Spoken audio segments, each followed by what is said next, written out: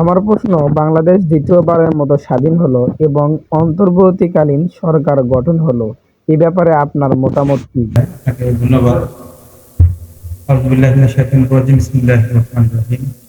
আমি শুরুতেই মহান রব্বুল আলমিনের শুকরিয়া জ্ঞাপন করছি। মহান মাহবুদ আমাদেরকে দীর্ঘ ১.৫ যুগ পরে একটা পরিবর্তন দিয়েছেন, যেটা আমরা প্রত্যাশা করতাম, এবং এরই ফলশ্রুতিতে বাংলাদেশে যে নতুন ইতিহাস, নতুন যাত্রা শুরু হলো, নবদিগন্তের সূচনা হলো। এটা আমাদের সকলের কাছে একটা প্রত্যাশিত ছিল। আমরা এটার জন্য দীর্ঘদিন অপেক্ষা করেছি এবং সর্বশেষ ছাত্র ভাইদের রক্তের বিনিময়ে অর্জিত সেই বাংলাদেশের দ্বিতীয় স্বাধীনতা আমরা পেয়েছি।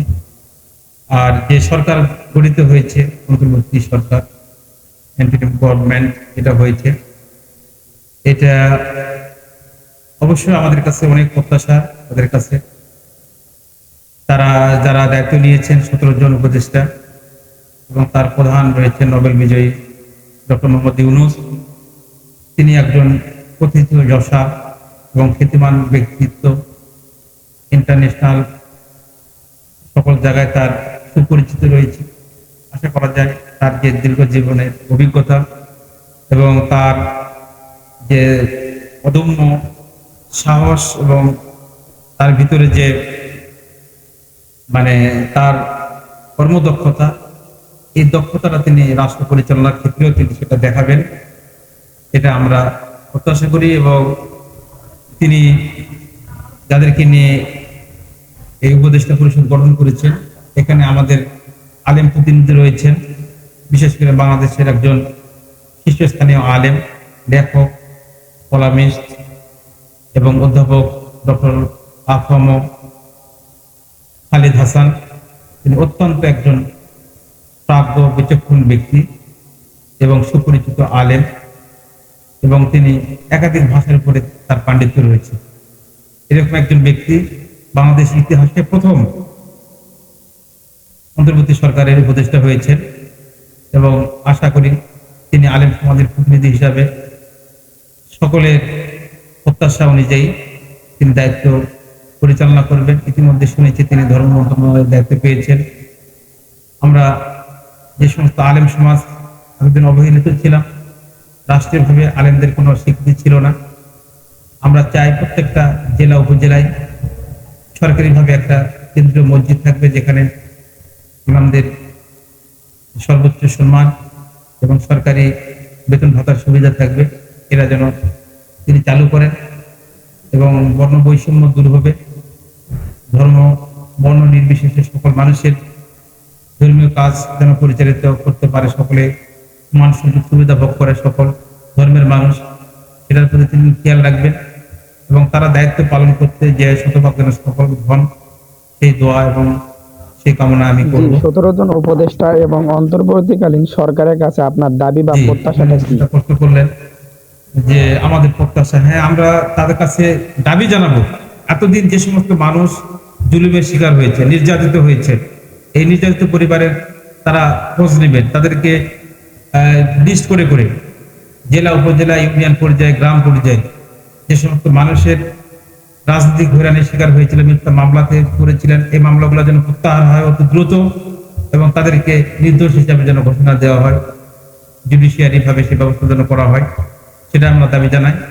কারণ আমরা দেখেছি এতদিন বিচারের নামে যা হয়েছে সবকিছু প্রহসন, এবং প্রশাসনিক দায়িত্ব যারা পালন করতেন, বিশেষ করে প্রশাসনের, তারা দলবাজ লোক ছিলেন। দলবাজ লোক দ্বারা তারা হুকুমের গোলাম ছিলেন। যেভাবে তাদেরকে নির্দেশনা দেওয়া হতো সেভাবে তারা মামলা সাজাতেন, তারা সেভাবে তাদের রিপোর্ট করতেন। এই কারণে অনেক নিরপরাধ ব্যক্তি মামলার আসামি হতেন, এবং দীর্ঘদিন তারা মামলা থাকার কারণে তারা আর্থিকভাবে অনেক ক্ষতিগ্রস্ত হয়েছে, তার পরিবারের সাথে তাদের যোগাযোগ বিচ্ছিন্ন হয়েছে, ছেলেমেয়েরা লেখাপড়ার সুযোগ থেকে বঞ্চিত হয়েছে। এই লোকগুলার অবশ্যই রাষ্ট্রীয়ভাবে তাদের ক্ষতিপূরণ দেওয়া উচিত, এবং যে সমস্ত আলেম এতদিন মিথ্যা মামলায় দীর্ঘদিন তারা কারাভোগ করেছেন, তাদেরকে যেন রাষ্ট্রীয়ভাবে তাদেরকে ক্ষতিপূরণ দেওয়া হয়। এবং যারা ইতিমধ্যে জামিন পেয়েছেন এবং যারা জামিন পান নাই তাদের জন্য জামিনের ব্যবস্থা করা হয়। বিশেষ করে দেশের শীর্ষস্থানীয় যে সমস্ত হক্কানি আলেম ছিলেন, যারা রাজনৈতিক পরিচয়ের বিদ্বেষের শিকার হয়ে তাদেরকে মিথ্যা হয়রানিমূলক মামলা দিয়ে অভিযোগ সাজানো মামলায় তাদেরকে জুডিশিয়ারি কিলিং করা হয়েছে। তাদেরকে এই সমস্ত শীর্ষস্থানীয় আলেমদের পরিবারকে রাষ্ট্রীয়ভাবে স্বীকৃতি দেওয়া হোক, তাদেরকে রাষ্ট্রীয় মর্যাদা দেওয়া হোক, তাদেরকে শহীদ হিসাবে রাষ্ট্রীয় স্বীকৃতি দেওয়া হোক, এটা আমি তোর দাবি জানাবো। এবং এই সরকার, আমি মনে করি আমরা দীর্ঘদিন একটা স্বৈর শাসন থেকে মুক্তি লাভ করে একটা নিরপেক্ষ সরকার পেয়েছি। এই সরকার দেশের আইন শৃঙ্খলা স্বাভাবিক রাখবেন, প্রত্যেকটা মানুষ যেন তাদের স্বাভাবিক কাজকর্ম, অফিসগামী মানুষ যেন অফিসে নির্বিঘ্ন যাতায়াত করতে পারে, ব্যবসায়ী ভাইয়েরা যেন তাদের ব্যবসা সুষ্ঠুভাবে পরিচালনা করতে পারে, এবং কৃষক যেন তাদের ক্ষেতের ফসলের যেন ন্যায্য মূল্য পায়। এটা সরকারের কাছে, দায়িত্বশীল মন্ত্রণালয়ের কাছে আমরা সেটা দাবি করব, যাতে করে সকলেই যেন এই দেশের নাগরিক, এখানে কোনো সংখ্যালঘু বা শুধু গরু হিসাবে কেউ থাকবে না, সকলেই দেশের নাগরিক, বাংলাদেশী হিসাবে তাদের পরিচয় থাকবে, জাতি হিসাবে মুসলিম, এবং অন্য ধর্মে যারা থাকবে তাদের নিজ নিজ ধর্মীয় পরিচয় দিয়ে তারা চলবেন, কিন্তু কেউ সংখ্যালঘু বলে বিবেচিত হবেন না। এবং ছাত্রদের যে দীর্ঘদিনের দাবি ছিল যে বৈষম্যহীন সমাজ গড়া, বৈষম্যহীন চাকরির ব্যবস্থা করা, এটা সরকার বাস্তবায়ন করবে এবং আমাদের প্রত্যাশা যেন পূরণ হয়। এই 17 জন উপদেষ্টার কাছে আমাদের এটা দাবি থাকবে।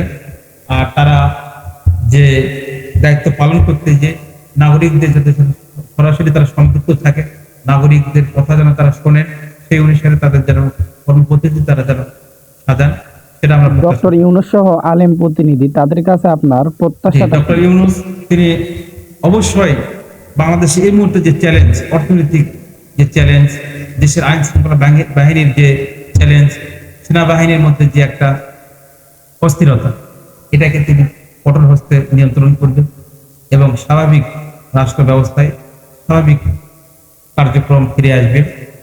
এবং ইতিমধ্যে যারা চাকরিচ্যুত হয়েছে বিভিন্ন প্রতিষ্ঠান থেকে, রাজনৈতিক পরিচয়ে হয়রানির শিকার হয়েছে, তারা শপথে বহাল হবেন এবং তাদের বিগত বেতন সহ তাদেরকে বেতন ভাতা দেওয়া হবে, এই প্রত্যাশা আমি করি।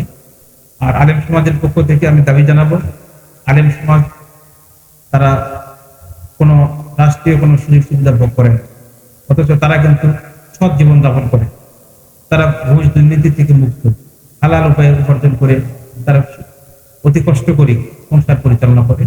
তাদের জন্য যেন একটা রাষ্ট্রীয় সুযোগ সুবিধার ব্যবস্থা করা হয়, বিশেষ করে প্রত্যেক মসজিদের ইমাম খতিবদের জন্য যেন অন্তত ঈদের 2 ঈদের যেন একটা ভাতার ব্যবস্থা থাকে, বৈশাখী ভাতার মতো, এরকম একটা সুযোগ সুবিধা আমি এই সরকারের কাছে প্রত্যাশা করতেছি। এবং তারা এই দেশটাকে মানে পুনর্গঠন করতে, সংস্কার করতে যে পরিমাণ সময়ের দরকার, সেই সময়টা পর্যন্ত যেন তাদেরকে দেওয়া হয়, সেটাও আমি নাগরিক হিসেবে সকল দেশবাসীর কাছে আমি অনুরোধ করবো, তাদেরকে যেন সেই পর্যাপ্ত সময় দেওয়া হয় এবং একটা নির্দিষ্ট সময়ে দায়িত্ব পরিপূর্ণভাবে পালনের সুযোগ যেন তারা পায় এবং নিরপেক্ষ নির্বাচনের মাধ্যমে একটা গণতান্ত্রিক রাষ্ট্র, যেটা আমরা গণতান্ত্রিক ধরন হয়েছিল এতদিন, সেই গণতান্ত্রিক ধারায় যেন আবার দেশ পরিচালিত হয়, দেশের জনগণের দ্বারা প্রতিনিধিত্বশীল একটা সরকার গঠন হয়, সেই প্রত্যাশা এবং দাবি আমি করব।